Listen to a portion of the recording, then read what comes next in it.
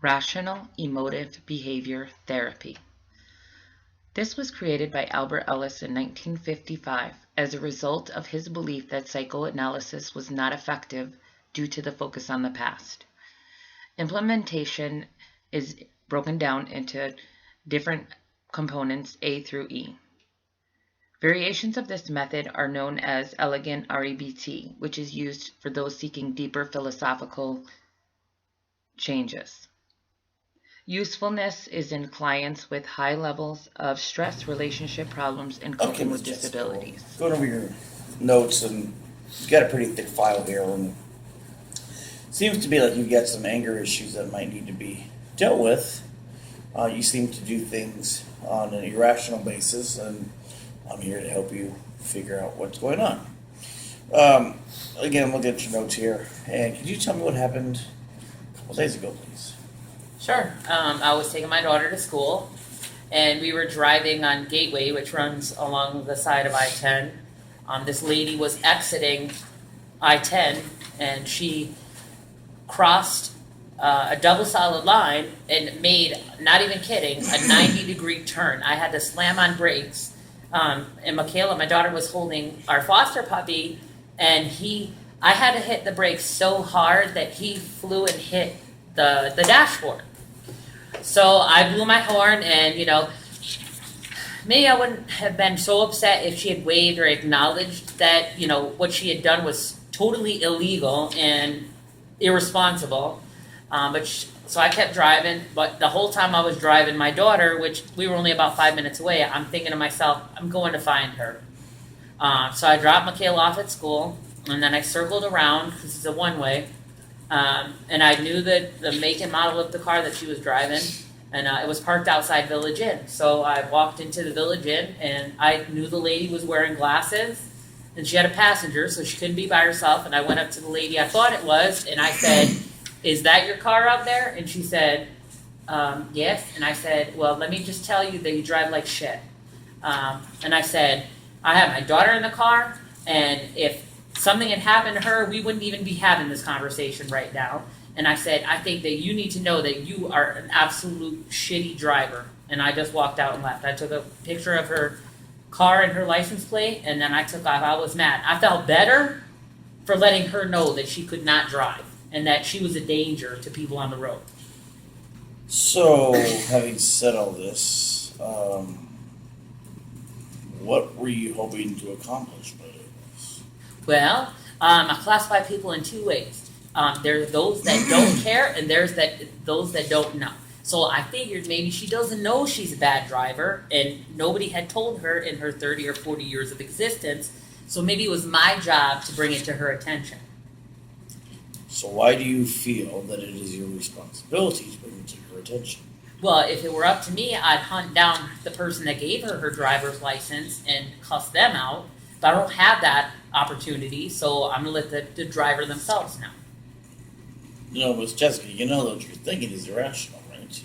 Well, not if I can logically explain the reason behind my behavior. Well, look what you're saying.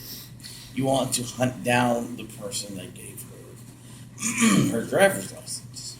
Well, sure, because somebody had to have told her, well, you're good enough to be on the road with good drivers, so here you go. Okay. I'm going through your file anyway. Okay, so what do you think you could do to not do this again? I mean, do you realize that this could have led into a much more serious situation? The police could have been called. Village Inn could have asked you to leave. Did you ever think about that? I think about it after. When I'm angry, I don't think about anything other than doing what I have to do to alleviate that anger, and that's usually telling somebody about themselves. But I think about afterwards, like, yeah, I could have, in my anger, I could have, been detained, or the police could have come, and I could have been arrested for harassing or, I don't know, causing a scene, public disturbance, whatever charge they might bring Let me ask about. you this: are you on any medication? I take medicine for anxiety, yes. Okay. Do you mix it with any alcohol? Anything that I need to know about? No, I don't drink. Okay, so I don't take. who prescribes medication? Have you explained to them that you think you're rational at times?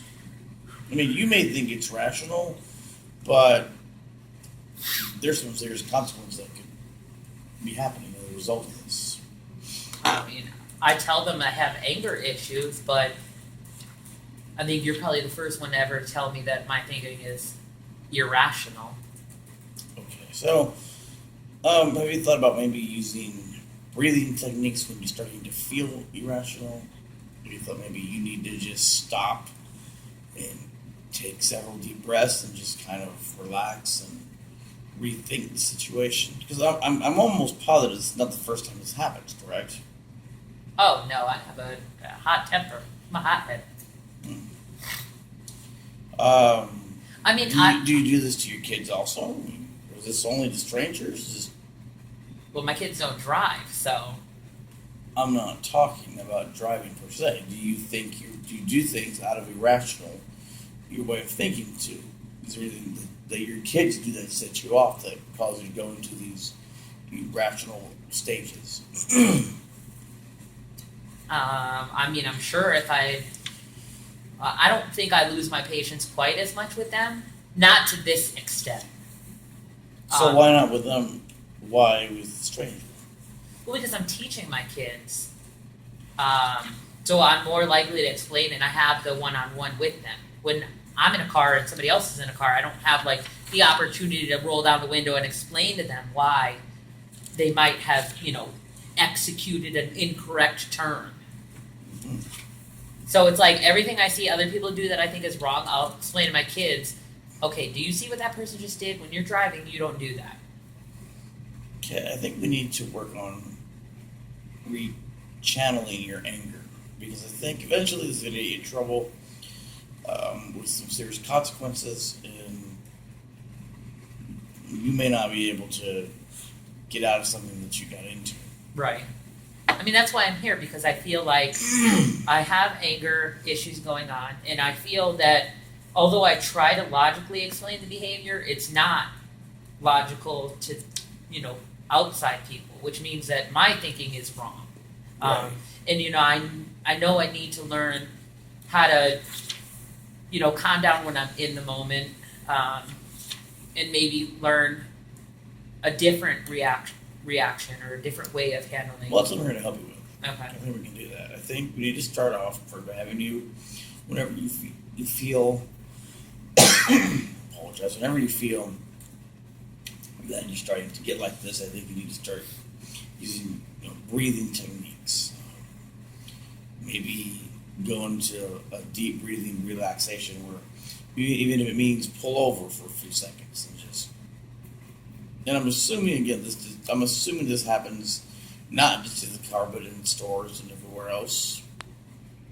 I mean, if you're walking down the aisle and someone cuts you off, do you do the same thing? To what?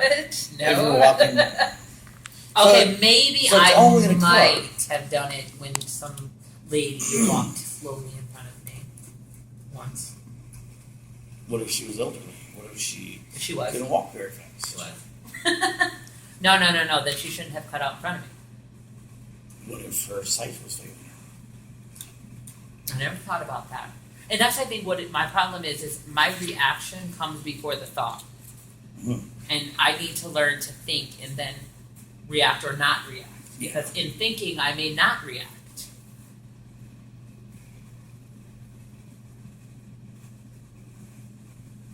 Okay, so how do you suppose we solve this? Are you willing to try some breathing techniques?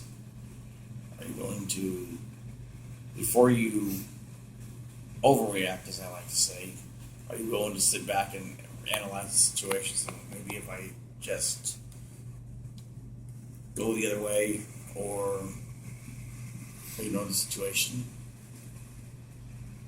Yeah, I mean, there are some times that I can, the same thing could happen and I just can keep going and not think about it. And I guess it's why I do it sometimes and why I do it other times. I don't understand, I need to come up with a coping mechanism where I can apply it every single time. So eventually I just stop reacting.